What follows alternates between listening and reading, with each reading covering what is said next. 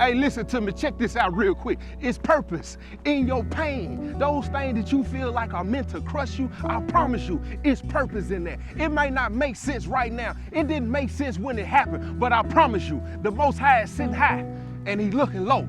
And He always has a strategy. He always has a plan. I remember a moment when something crushed me when I was sitting in a cell. I'm getting ready to go up for parole my third time. First time I went up, they denied me, put me out 3 years. Second time they put me out 2 years. The third time I'm knowing I had did what the Most High was asking me to do. I had got into the Word. I had started spending time with Him. I had started doing everything that I needed to do internally for me to get out and be who He calling me to be. And I went up for that third time and He told me, do the remainder of the balance.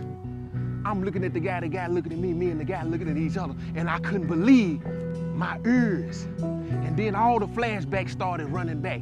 All the times I went in and out of juvie. It was purpose in that. I just couldn't see it, but it was painful. When I look back at when I was molested by a family member when I was 8 years old, I look back at it and say, that's the reason why I was chasing cat.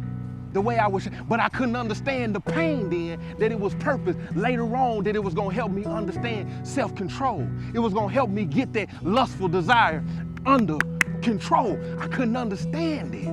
I couldn't believe living the life that I had lived, selling dope, robbing, doing all the things that I did, sitting back and looking at it. It just didn't make sense.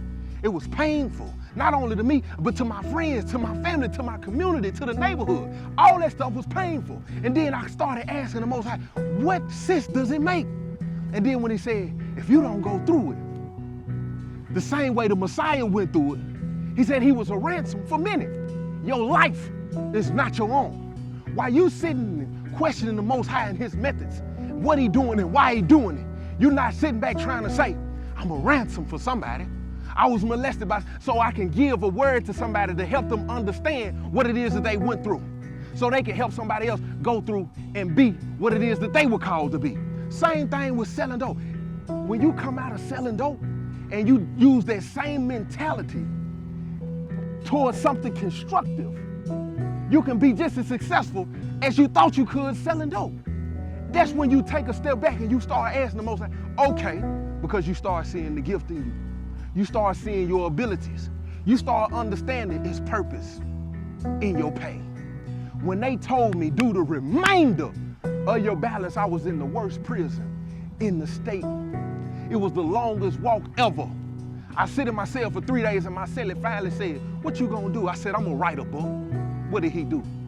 Same thing most people do when you start talking with purpose. Same thing people do when you start talking about you want to do something greater with your life. I'm finna stop hanging out at the club. I'm finna quit hanging with my old friend. I'm finna quit going into them old environments. They want to pick on you. They want to make you feel like you're doing something you ain't supposed to be doing. I said, I'm gonna write a book. He laughed. I said, hand me my pen and paper. I wrote my first book in 14 days. I like to call that moment when the Most High tricked me.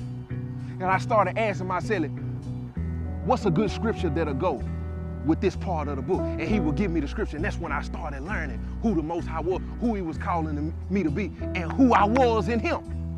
It was purpose in that pain. We 6 years in now. Yeah, all them people that laughed, they ain't laughing no more.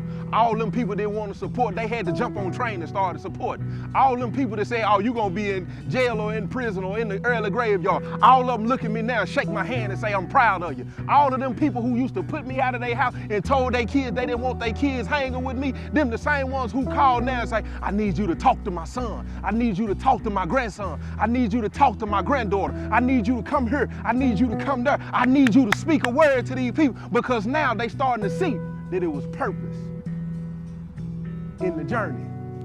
Even though it hurt, it's purpose in the pain.